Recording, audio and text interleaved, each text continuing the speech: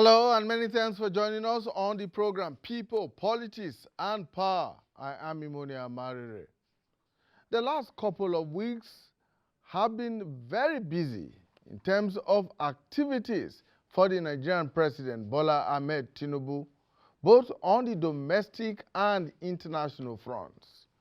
He has struggled with tackling his many domestic economic and security challenges and trying to re-establish Nigeria's relevance in the international arena. Within a period of about 8 weeks of assuming office, the president has taken part in at least 3 major international summits. The first was the summit on a new global financing pact in Paris, France. This is aside from the hosting of several visiting leaders and diplomats from across Africa and other parts of the world. Vice President Kashim Shettima is this week attending 2 major summits, the UN Food Systems Summit in Rome and the Russia-Africa Economic Forum in Petersburg in Russia. At the sub-regional 63rd Ordinary Session of the ECOWAS held in Guinea-Bissau on July 9, President Tinubu was chosen to lead the group for the next 1 year, exactly 41 days after his inauguration. As one analyst puts it, he appears to be bringing his charm to bear in re-energizing Nigeria's foreign policy pursuits and placements in the Comity of Nations, despite the myriad of socio-economic challenges confronting the country on the home front, including but not limited to the fallouts of the oil subsidy removal, skyrocketing inflation, food scarcity, insecurity, and a growing social discontent amongst the populace. There is no gainsaying the linkages between a country's domestic policies and its engagements on the international turf. They are most of the time mutually supportive. Nigeria is currently weighed down by enormous challenges, some of it self-inflicted, but it must conduct its foreign policy objectives in accordance with the provisions of Section 19 of the 1999 Constitution. That section mandates any government in power to promote and protect the national interest, promote African integration and international cooperation for universal peace and a just world economic order. Even as the president is yet to appoint a foreign affairs minister, the country's external relations cannot be left unattended to. It is said that if Nigeria wakes, Africa will rise, meaning that Nigeria's size, power, and influence are critical to Africa's integration and development. But how does the Tinubu administration intend to deploy Nigeria's power and influence where others may have failed? What tools are at its disposal and what strategies should it adopt to make Nigeria more relevant and respected in the global arena? The president has been unequivocal about coups and unconstitutional seizure of power, albeit in a sub-region where at least 3 countries are ruled by coupists. Can he walk his tough talk on this score? Given the competitive and dynamic nature of a globalized world, is it not expedient to think of repackaging and realigning Nigeria's foreign policy within the current global realities? Now, put differently, what would Nigeria's foreign policy pursuits look like moving forward, and what instruments should be deployed to achieve same? Well, join us as we engage 3 specialists on these issues. When we return from this short break, we shall be meeting our guest analysts. Stay with us.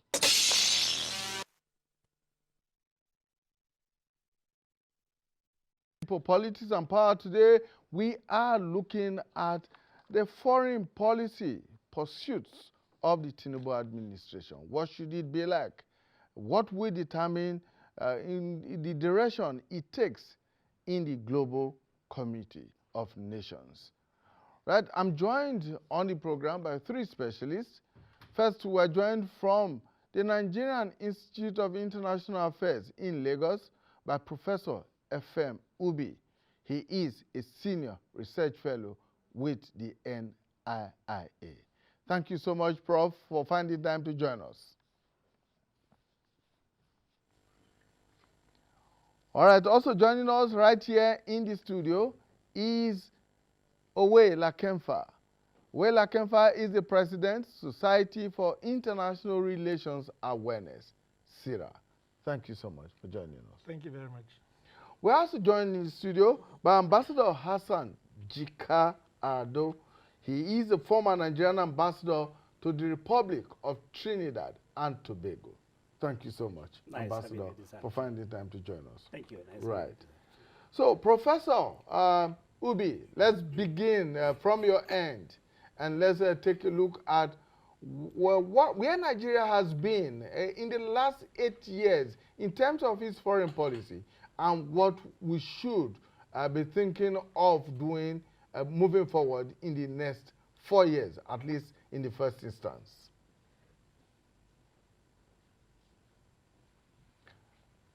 Prof, you need to unmute so that we can hear you at this end. Thank you once again for having me. I'm already on mute. Can you hear me? We can hear you loud and clear. Please go ahead. Can you hear me? We can hear you loud and clear. Please go ahead. Yes, thank you for having me on your show or on your program today. Yes, over the questions you just asked, where were we and where are we heading to the next 4 years?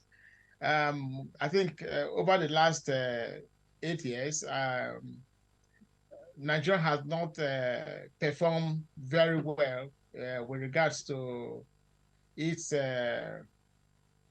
foreign policy, such that my argument is that, our foreign policy has not been able, to add value to the domestic politics. And so I think we have to retool, like what the president said in his inaugural speech, our foreign policy. We also need to review our foreign policy, in the next in the years ahead. Now, because you see, we can't keep doing things the same way, and we think we can read from it, and so we should look at our failures and at our successes and try to put them, weigh them, and see which will really how it will actually benefit Nigeria. The whole idea of foreign policy is to have access to what you don't have enough or what you don't have at all in your domestic polity, So whatever we do outside, whatever engagement we have with other states is to bring benefit home.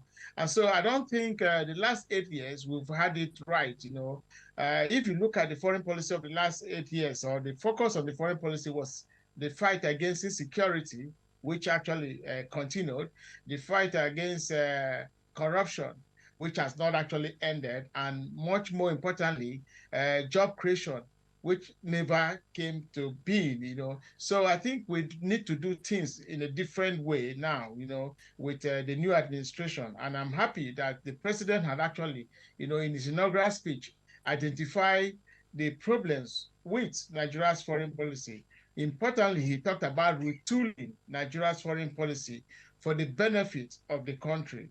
And I hope, I'm sure that he will actually do what he has promised, Though the foreign policy, like it has been since the 1960s, it has not changed. It's going to be, our first priority will be Africa. So it's going to be African-centered. And if you look at his speech from the day he was inaugurated, he looked at three things, and which is what I like to list here, so that I think that will actually direct the discourse. The president, first of all, said that his foreign policy will remain Afrocentric, but the country will continue to spearhead the spread of democracy. So I heard you when you were in your introductory statement. You talk about coups in Africa, and the president said it's not going to be business as usual. We have to keep the military at bay, and aside that, promote and sustain and consolidate democracy in Africa.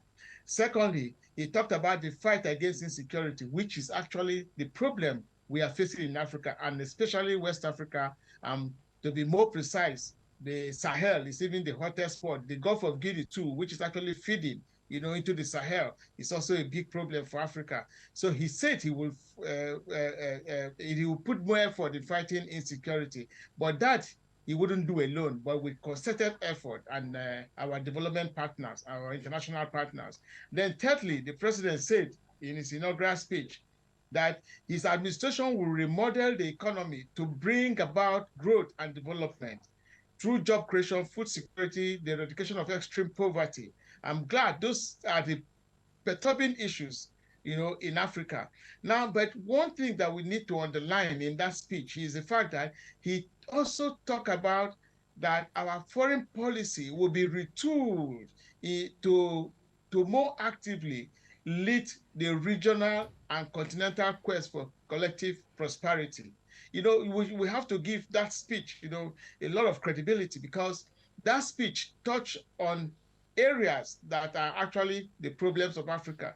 Now, even if you look at his meetings in ECOWAS at the 63rd ECOWAS summit, the speech were no different from what he made at his inauguration. Then even if you look at the one again at the meeting he had in Kenya, the midterm meeting at Kenya, he reiterated the same position. So that alone, what actually I hold on to in that speech is the fact that he said that it's not going to be business as usual. The scramble for Africa must end. That whatever was in the past should remain in the past. That we have come anew, and that Africa is ready to take what rightfully belongs to Africa. All right, Prof, just stay with us. Let me turn to Comrade Owela Kemfa. You in the last dispensation, I remember you describing it on this program during one of our editions as a season of continuity and change. Now we are in a new era. Do you see anything changing? Well, the continuity and change had to do with Buhari's first term. That's his first 4 years. Yeah. When he was head of state, when he was head of state, military head of state. Okay. And then the continuity we saw was when he became an elected president. Yeah. The hope is that we will not continue. We have to change. If you look at why we have a foreign policy, first is to protect the interests of Nigerian people, And what are the interests of Nigerian people? They want a better life. That's the interest you have to protect. They want employment. And so what they are seeing so far is not what they expected. And so what I see going on is a struggle between neoliberal, economists and people who want change for the better. Because the interest of the Nigerian people and of the Nigerian nation is about economic development. And when you take a thing like petrol and you price that on the rich of people, that progressively destroys the economy because we rely a lot on it. The small-scale industrialists, anybody relies on it. And so there's a danger in that. And so what we need to do is internal politics and policies that will enable Nigeria to develop. International relations simply is that charity must begin at home. If you don't have it, you've lost it. And there's nothing you can do about whatever campaigns you want to do abroad because it's like smoke. once you cook in your room and the smoke goes, everybody will say it. So you don't need any PR. But second reason, the thing about Nigeria and foreign policy is about African integration and unity. And that was what the last AU meeting in Kenya looked at. We'll have to look at that integration. And my own view is that we have a lot of papers and documents and bodies, UN, everybody, World Bank, talking the same thing. Whereas what we actually need is practical action. And like I said somewhere else, assuming, you're talking about integration. First, you have to integrate the people, and there must be free flow of goods and services. Imagine you have a rail line built from Lagos, the coastal line. You are going to cover some 38 countries in Africa alone. And so that brings a practical thing. So Nigeria can start also by ensuring, like Kenya decided to do, anybody who has an African passport should be able to come to Nigeria freely and also live freely. That is integration. You cannot integrate me and you when you have barriers. So that's a major problem that we have in Nigeria. We appear not to have achieved that even with ECOWAS. So yeah, taking because it to the larger African level. Yeah, we are the greatest obstacle to ECOWAS integration. When you have borders and you close them, at any given time, whereas you are the biggest economy that should actually take advantage of the economy of other countries. So that's one of the things that I say, there can be no continuity, there has to be change.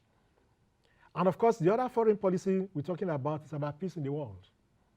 We must have peace in the world. But for you to have peace in the world, you must fight for peace. Because if you look at it now, you have 32 European countries and North American countries having one military alliance, again, in which we're absent. So if Nigeria were to have a quarrel with France, those entire 32 countries will come to the aid of France. That's what their this thing says. So you can't allow that kind of thing to go on without you having your own plan also, or what you can call a plan B. So there's a problem about that. There's a problem about, which also our constitution talks about, multilateralism. The world has been pushed towards a unipolar world, which is very dangerous for all of us. You're a Ghanaian, I'm a Nigerian. I want to buy your goods. And I go and change dollar in naira and come and give you that you change to CD. It doesn't make sense. So I want to buy your goods, you're a Ghanaian. Why wouldn't I pay you naira? And why wouldn't you pay me in CDs? So we have those kind of things which Nigeria has to take advantage of, including the whole issue about the BRICS thing. These things have to change. What also has to change has to be with a new world. Because the Nigerian constitution says that, I'm talking about section 19 you quoted, says that Nigeria must strive for a just world. A just world. Economic order. Just economic order. That is a world in which it won't be assumed that Nigeria must be a producer of raw materials, while Europe will have to refine and be the factory. No. And that's the whole thing that we're having now. Because the problem we're having, part of the problem we're having in Nigeria now, we're talking about the whole thing about oil, is that you have crude oil. You say you produce about 1.8 million a day, and you cannot refine a single barrel. So you take all those as raw material, because even as a country, if you were to add value to your crude oil, you will sell at higher price.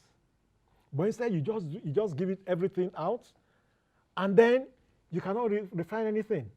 And so you take your foreign exchange and go and buy that same oil as petroleum products and bring to Nigeria at very costly prices. And that is why there's something opaque about this whole thing. I have tried to look, when the NNPC says we should now pay 617 naira, and I said, what's the template? How much is crude oil? How much is being refined? How much is refined products sold? What is the refreight? What is the insurance? What is the demurrage you have to pay? Nothing.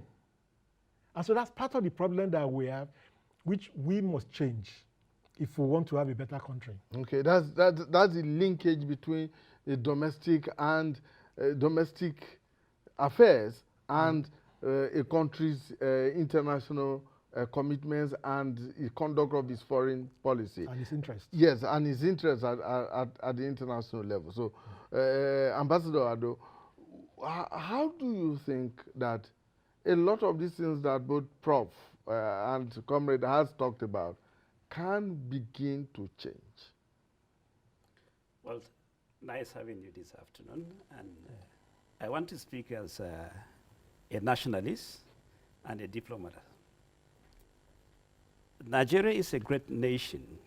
If you check across the indices of the world, we have produced leaders, responsible leaders, and we have attracted investment across the globe, not because we are just African, but it's the biggest black African nation. But we need to go back to the base. We said Africa is the centerpiece of Nigerian foreign policy. That has been since 1960. Yes. But how did we utilize that? And before the coming of President Muhammadu Buhari as the president of this country, we need to assess what was Nigerian position in the international community as regards to its foreign policy. I happen to serve in the Caribbean. I know the level of decays before 2015 that we have experienced in our missions, and then the kind of training our foreign officers were given before then. And we have to start somewhere. Starting somewhere in the sense that we have to redefine our position.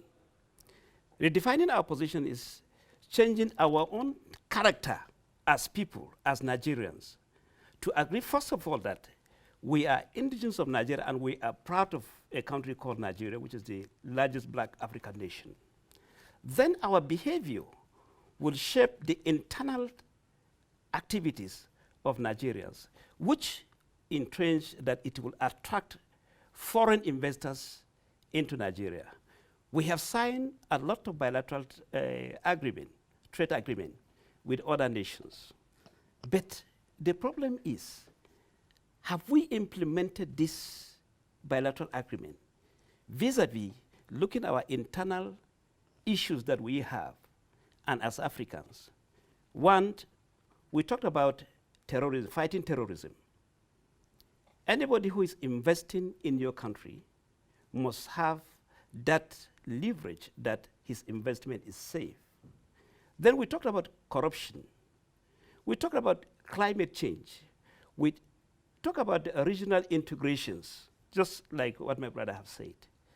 Are we prepared?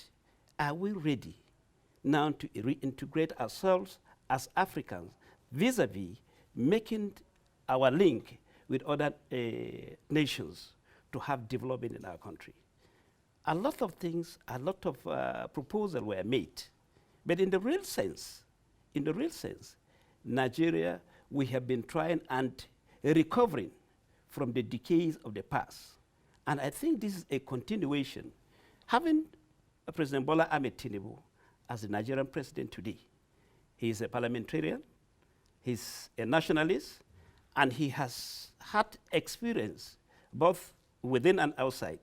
I believe we will have a headway in the first 4 years of his regime with Kashim Shettima. And if you look at his speeches when he went to Guinea-Bissau, when he was elected as the ECOWAS chairman, and his speech, as he has just rightly mentioned, in Kenya, when he visited Kenya, you realize that the approach he is building on the successes of the previous administration. By the time we get to the end of the 4 years of his first tenure, I believe we will be there, and many Africans and the world will be proud of Nigeria, and they will be happy to invest in this country. Professor Obi, you talk about retooling. That's one word that seems to reverberate in almost every discussion as far as Nigeria's foreign policy is concerned. Retooling, redesigning Nigeria's, repackaging Nigeria's foreign policy, realigning Nigeria's foreign policy. What are those things that need to be retooled? What are those things that need to be repackaged? What are those things that need to be redesigned? Yeah. Thank you. I think if let me just put it that most of the questions and my answers are my views, not the NIA views. First, I want to look at, before I answer your question, I want to look at the issues of that you raised about continuity and change. For me, Nigeria's foreign policy over the years has been continuity in change, not continuity and it's continuity in change. That means that our foreign policy objectives, as enshrined in Chapter 2 and Section 19, remain sacrosanct. Now, our foreign policy trust of the different administrations is what has been changing all through. For instance, from 1960s, where our former prime minister made a speech in 1962 and talked about Africa taking the center stage of Nigeria's foreign policy, which has remained till date. The non-alignment policy that we have has remained till date. Now, when you move from that period to other administration, let me fast forward to 1999. It has also changed because the change has been in the different trusts. For instance, we've been focused on citizens diplomacy, diplomacy of, the reconstruction of Nigeria's image or image building. And we talked about diplomacy of consequence, citizens diplomacy. These are all the changes, in terms of foreign policy trust. And even the last administration had theirs. And presently, the new administration has its also, trust that it wants to focus on. But you see, in my research, I have come up with the fact that the major problem with Nigeria's foreign policy is because our foreign policy is not based on a national identity, which I call Nigerianness. And I'm happy the ambassador talk about nationalism or nationalist, focus. Now, that means, you see, if you look at the advanced countries, the developed countries, and many emerging economies, you find out that they have a history, they have a culture, they have an identity on which their policies are predicated on. But that is it's one of the most difficult things for African countries because of the heterogeneous nature of the society. Now, you see, if you have to uh, uh, uh, uh, have a foreign policy that is going to be beneficial to the country, then our foreign policy must have to be reviewed. But now the question I always ask is, when you're reviewing Nigeria's foreign policy, because if you let's define foreign policy as the objectives and the instruments to achieve those objectives. If you're reviewing, is it the constitution, as enshrined in Chapter 2, Section 19, we are going to review? Now, if we are going to retool, which is actually appropriate, these are the instruments to achieve those objectives, and which is what the president has hammered on in all the speeches he has made, that he's going to retool. Now, when you review, you have to refocus the foreign policy. Now, when you refocus, you also have to now retool, using the right instruments, using the right path to achieve whatever your aims and aspiration or goals are. And so over the years, this has been the problem. And so I think, like, the president talked about the old should remain in the old and the new. Now we're in the new, so we should focus on the new. That means whatever we are doing, we should look at areas, we should look at indices, factors that could guarantee that beneficial concentricism we're talking about. That we should look at areas that Nigeria wants to maximize to optimum its national interest. Now, what is it all about? We need to rebuild our economy. That means before building that economy, we have to look inward first. That means put in place the right structures, put in place the enabling environment to attract foreign investments. You see, and this is what he has said that he will do in the next 4 years. Yes, other administrations have tried, but as has always been the case, there have been ups and downs and successes and failures in some areas. But I think retool, we need to redefine, we need to refocus our foreign policy. If we are to achieve, the rightful place that we are supposed to achieve in Africa, we call ourselves giants of Africa. And if we have to maintain that position, or the big brothers of Africa, then we have to do the right thing, to get that position, and then that credence, that respect that we deserve. And so there are a lot of things we need to do. I think we'll have to go back again and look at our foreign policy. We have to document, which is what is called codification. Now when you codify those foreign policy trusts, you say, for instance, economic diplomacy. How are you going to achieve economic diplomacy? What tools are you going to use in achieving economic diplomacy? What is our core interest? What are our values? And all that should be documented as part of the foreign policy, because a lot of the major economies today, powers today, for them, economic is a core interest of state. It's something that they are ready to go to war at any particular time to safeguard their economic interest. And you can see that amongst the superpowers. And so I think we need to begin to redefine and begin to refocus our foreign policy for the benefit of the country, for the benefit of the people. Then we as Nigerians too have to be nationalistic. We have to be patriotic, in terms of our engagement outside. What we do should be such that should bring a responsible image to the country. I think there's it's not just the government. If everybody has a role to play in building an astute foreign policy that will bring respect to the country. Thank you so much. Views. Yes, Prof. Let me come to Ambassador Ado right away. Prof has used two very critical words: redefine, refocus our foreign policy. What are those critical areas, specific areas that you would want to see refocused and redefined to get a more assertive foreign policy outlook? Well, the critical areas that I feel in this respect, we need to look at the economic aspect. The economic aspect in the sense that if you look at most African countries, we export raw materials and we bring in finished product.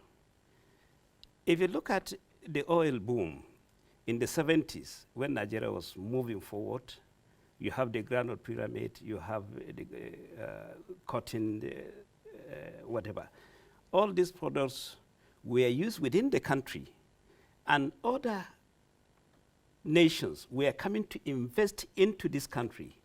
And investment into Nigeria will serve as a source of employment for our teeming youths that are graduating from our universities. But when you export these raw materials, you only end up importing finished product, and our youths are there unemployed.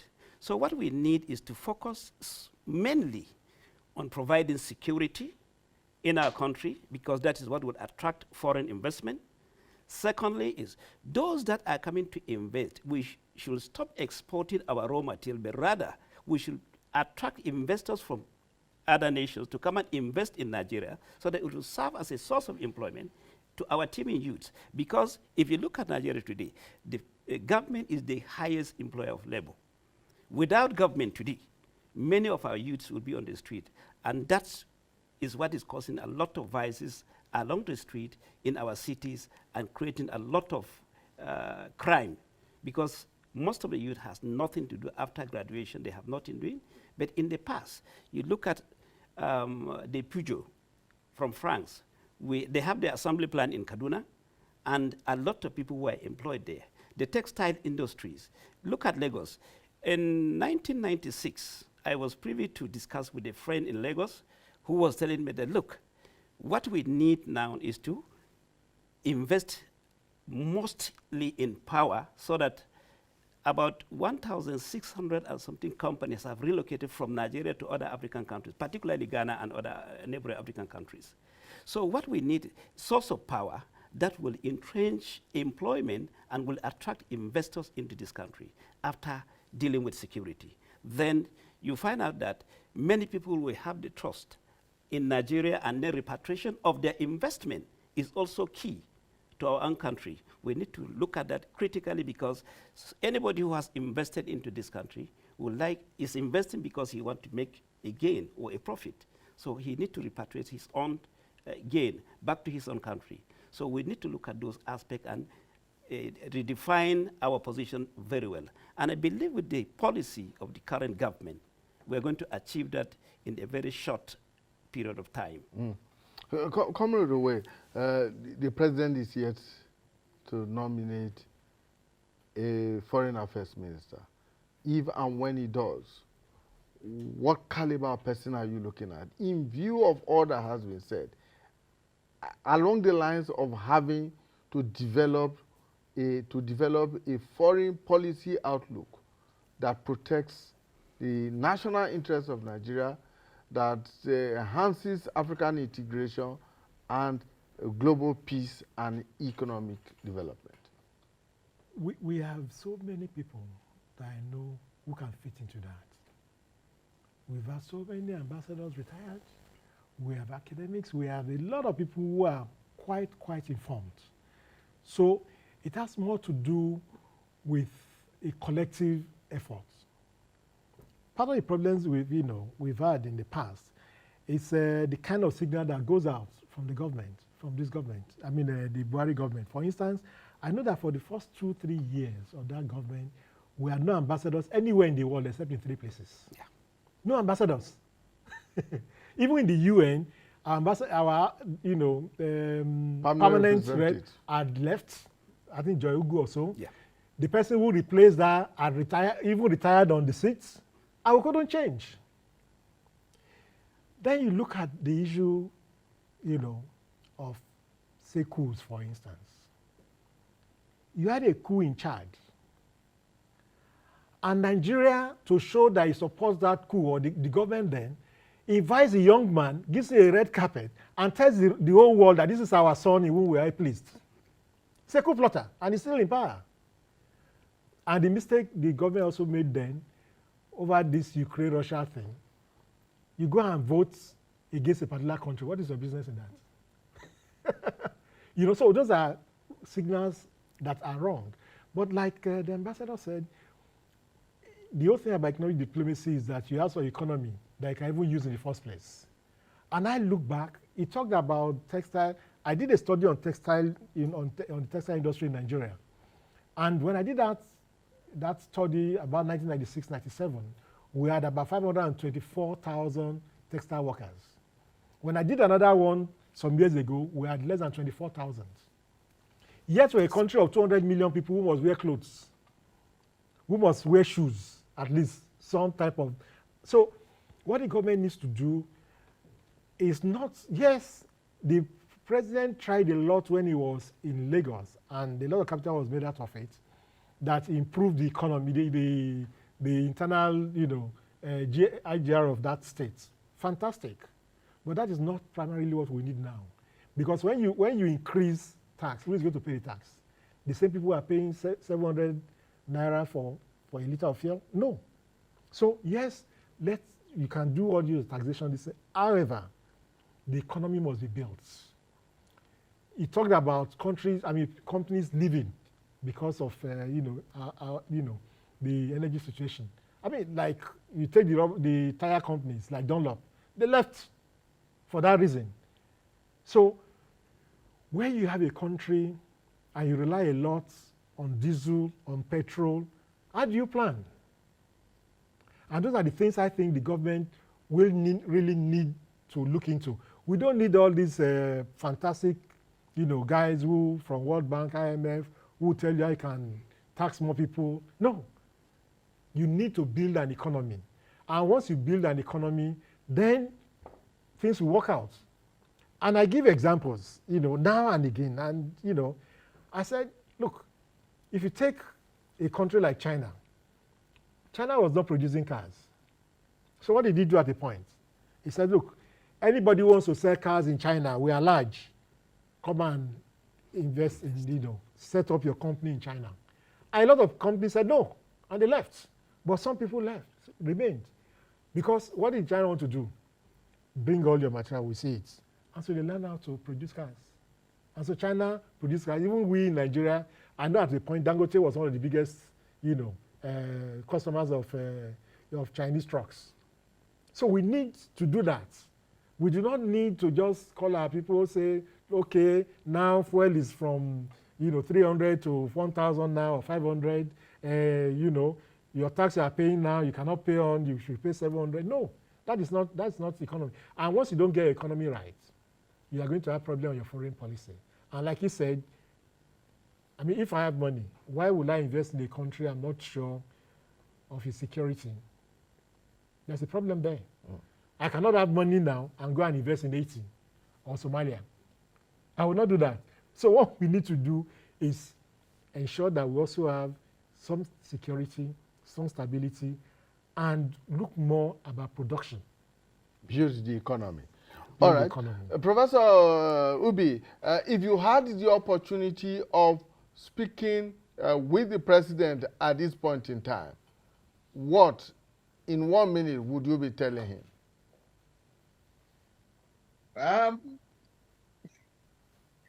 If that kind of opportunity comes, I think for me, we need to look at our foreign policy from 1960 to date and see the successes and failures, or weigh the pros and cons. Then, if there's a need to review even the section 19 of the Constitution, we do that.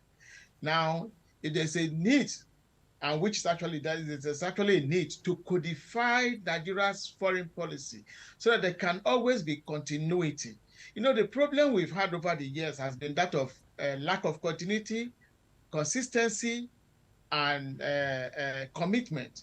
And so, but when we have a document that every administration can rely on, in terms of our foreign policy trust, then I think we'll begin to make headway. Then the next thing I will also advise is that, you see, our relationship with other states must be such that it must bring benefit to Nigeria. The last speaker talked about the fact that, yes, China never allow even assembly plants. You must come and build a manufacturing plant. I was there, I saw all the cars, most of the cars, the European cars, they have a manufacturing plant. But you see, these people are coming here to not to do the same thing that not to do the same thing that they wanted, they asked the Europeans to do. You see, you come get the raw materials and you take it back to your place. You finish, you produce goods, or bring after manufacturing, you bring it back to us and sell at an exorbitant price. I think this whole thing must stop. See, the new order must be such that if you want to resources, build a company here. You should sure you don't want to build a company, offshore aspect of it, or source Nigeria or the country. You see, until we begin industrialization and manufacturing, a African-free area would not be exceedingly beneficial to Africa, because we will be selling raw materials amongst ourselves. I think the high time that African leaders begin to take their rightful place in amongst the Committee of Nations by on the rightful plane, not to not to be hated by liberal neoliberal economics. I think this must really, most of these policies are not in tandem with the structural dynamics of our society, or the clarity we need to change. Let's look at what can be adapted into our society. When we adapt, they should be able to fit into the society. With that, we'll make progress. I think that's my take. Thank you so much, Professor Fembi. Ambassador, your closing thoughts. Yeah. What would you advise at this point in time the president and possibly the man or woman who will become a foreign affairs minister?